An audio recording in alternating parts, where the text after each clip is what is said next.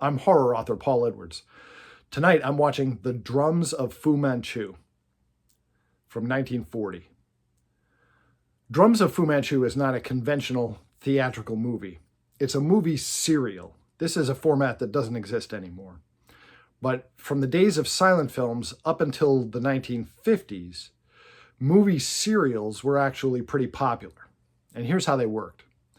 You know how when you go to a movie in the theater now, before the movie starts, they show you previews, trailers of upcoming movies. Well, they also used to show you other things during that time, before the feature film started. They would show you cartoons, and also they would show you chapters of movie serials. So for example, this week, let's say that you went to see a movie in the theater. They would show you a couple of trailers, a cartoon, and then they would show you chapter 1 of The Drums of Fu Manchu, and it would run for about 15 minutes, and it would end with a cliffhanger. This is actually where we get the phrase cliffhanger from movie serials. A character would be hanging off a cliff, and you wouldn't know how they were going to get out of it, and then that was all for this week. And then they would go on and show you this week's feature film. Next weekend, you had to go back to the same theater and see that feature film and sit through the trailers and the cartoons, and then they would show you chapter 2 of Drums of Fu Manchu. So only then would you see how the character got out of the cliffhanger. It's actually pretty clever, isn't it? They got you hooked now. This is how soap operas work. There's always more to see. They got to keep you coming back for more. Most movie serials ran for either 12 chapters or 15 chapters, and these only came out once a week. So if you got into a movie serial, you were on the hook for several months, and you'd be going back to the theater every week, even if you didn't care about the feature film, because you wanted to see what would happen in your favorite movie serial. Drums of Fu Manchu is based on the Fu Manchu novels by Sax Rohmer. These are books about a supervillain who is an Asian criminal mastermind with an exceptional intellect and a real taste for odd and bizarre, cruel, torturous deaths. Fu Manchu never simply kills his enemies by shooting them or stabbing them, unless time is a factor. If he has time, he always cooks up weird, cruel methods of killing people, often involving things like feeding them to live animals, trapping them in elaborate mechanisms, things that are odd, things that are unusual, that are far-fetched. And he was big on things like poison as well. Fu Manchu is basically, if you took the character of Blofeld from James Bond and combined him with the Jigsaw Killer from Saw, who is forever devising all these death traps. That's Fu Manchu for you. Fu Manchu's greatest nemesis is a British gentleman named Sir Nayland Smith. But the character of Sir Nayland Smith didn't really lend itself too much to the movie serial format, because in order to keep things exciting every chapter, every week, they would have to have a lot of action in each and every installment. You couldn't just do a slow burn story that built up to a big finish. You had to have every single chapter include, a fight scene or a car chase or something. So they handled this in a pretty clever way. They gave Sir Nayland Smith a young assistant, and his young assistant, Alan, was the muscle in the operation, and Sir Nayland Smith was the brains of the operation. So you had a young heroic character that could get into a fist fight with Fu Manchu's goon squad, and you had an older character who could outwit Fu Manchu. And so this was actually a pretty good dynamic. This is incidentally why they originally gave Doctor Who, the early Doctor Who's, male companions much more often than they do now, because the original Doctor Who's were older actors, and they wanted to have a younger male character to do action scenes with. That's where you got people like Ian Chesterton from in classic Doctor Who. So, this movie serial is generally considered to be one of the best, if not the best, that any of the big three movie serial studios ever put out. The big three movie serial studios were Republic, Columbia, and Universal. This was a Republic serial. One really good thing about this serial is that it is not repetitive. Movie serials often cut corners by repeating material from previous chapters. You'd go in, like especially around chapter 8 or so, you would go in to see this week's chapter, and the hero would say, I can't believe all the adventures we've been in so far. And then they would show you clips from, 1, 2, 3, and so forth. That's not so bad if you're seeing these in weekly installments, the way they were originally meant to be watched. But now we're watching them on TV. We're just, watching them chapter after chapter, binging them. And if you're binging them, that repetition of previous chapters gets old really fast. So mercifully, this serial actually has none of that. There's no clip show chapter, which is great. Another thing this serial avoids, which is a common movie serial mistake, is repeating similar cliffhangers. One glaring example to me is in The Vanishing Shadow. There are this is a 1936 serial. There are 3 different chapters in the serial that all end with a car going off the cliff. And then when it comes back to the next chapter next week, you see that the character that was in the car jumped out of the car right before the car went over the cliff. They did that 3 times in one serial.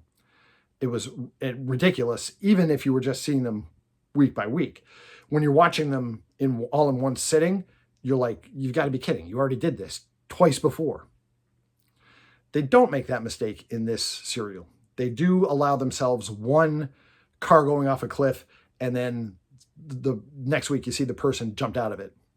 But they did variations on that. They also did one where the car goes over the cliff, and then you find out next week that the person really was in the car when it went over, which, that's sort of subverting expectations of serial tropes. And they also did a variation of this with a train collision. They had 2 trains collide. And then when you went back next week, you saw that the hero and the heroine had jumped out of the one train just before the huge collision. So at least it was a variation on a theme. This serial has a lot of Fu Manchu's signature death traps. Fu Manchu is always coming up with new death traps in this thing, which is a staple of the character. And the death traps are pretty creepy. I've mentioned before that there were no movie serials that were strictly horror, but there were plenty of movie serials that had horror elements in them. There were plenty of movie serials that had monsters or crazy killers or, spooky sets that the characters had to creep around with and creep around through in the dark. There were lots of horror tropes in movie serials, even if the basic story was like a spy story or an adventure story or something. And plenty of horror elements are in Drums of Fu Manchu, like in all Fu Manchu movies, even though it's not technically a horror story. Incidentally, there is a horror alum in this film, Dwight Frye, famous for playing Renfield in the 1931 Dracula. Dwight Frye appears in this film, and for once he's acting completely normal. He's a scholar, and he has a part in like one of the chapters where he's safeguarding an item that Fu Manchu was looking for. There is one minor complaint I have about this serial, and that is they had to keep the characters chasing after MacGuffins from episode to episode. So Fu Manchu's ultimate goal in this story is to get hold of the scepter of Genghis Khan, because Fu Manchu fancies himself to be, or possibly really is, a direct descendant of Genghis Khan. So Fu Manchu wants to get a hold of Genghis Khan's scepter, and with this token of power, he's going to be able to command hordes of followers. This is his master plan. So the scepter is hidden.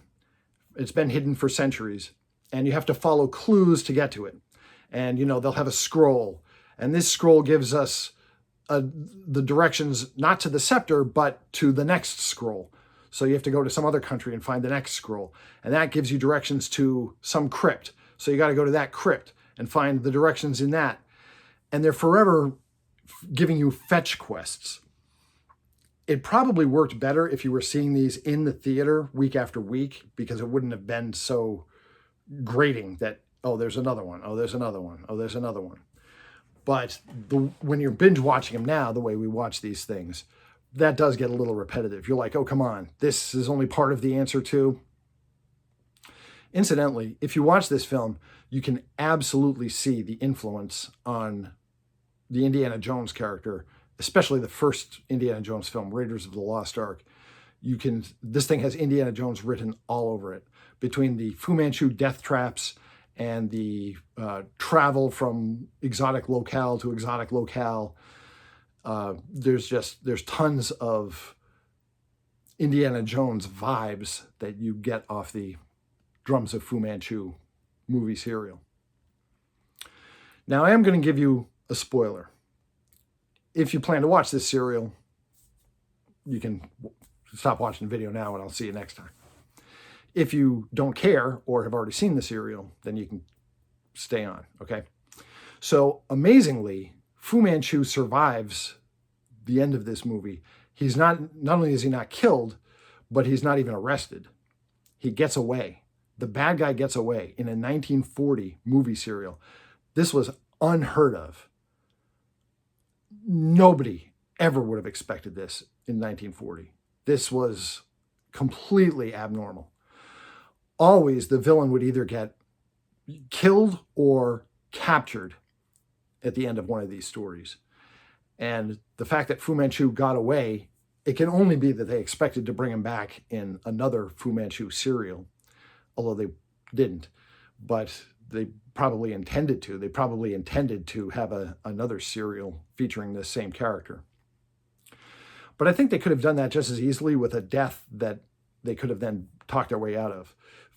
It would be perfectly on brand for Fu Manchu to seem to die at the end of one of his stories, and then in the next story you find out that he really survived it. That's exactly in character for Fu Manchu. So they could have had an apparent death, especially the way that they almost killed him off at the end of this. There could have been a big question mark about whether or not he had really died. And instead they chose to show us definitively that he was still alive. So I think they probably could have gone another way with this and still been fine, and left it a question mark as to whether Fu Manchu had met justice or not. But of course his plan is defeated. This is important in any of these kind of stories. The bad guy can't get away unscathed. You can let him live. Now, I'm talking about today's tropes. You can let him live. You can even let him get away without getting caught. But he has to at least suffer some significant setback. There has to be a ruining of his evil scheme, or, his base has to get blown up by the good guys, something like that. There has to be some sort of a significant setback. And there was a significant setback here. Fu Manchu never did get the scepter of Genghis Khan. And so, the good guys won. So that is Fu Manchu in the movie serials. This was his only sound movie serial. There had been silent Fu Manchu productions, and there were Fu Manchu feature films. There was one from 1932, The Mask of Fu Manchu, starring Boris Karloff. And Christopher Lee played Fu Manchu in 5 films in the late 1960s. But this was the only sound movie serial that Fu Manchu got. Well, listen, if you enjoy vintage horror, if you enjoy classic monsters, you would love my book series, the Mourner's Woods books. I'm self-published on Amazon. I've written a series of novels that take place in a haunted forest. And I'm very conscious of ending chapters with cliffhangers. I've got plenty of them in my books. And My books are available for sale on Amazon. I'll post a link in the description to this video. My books again are the Mourner's Woods books. My name is Paul Edwards. Thanks for letting me talk to you about the drums of Fu Manchu. I'll see you in Mourner's Woods.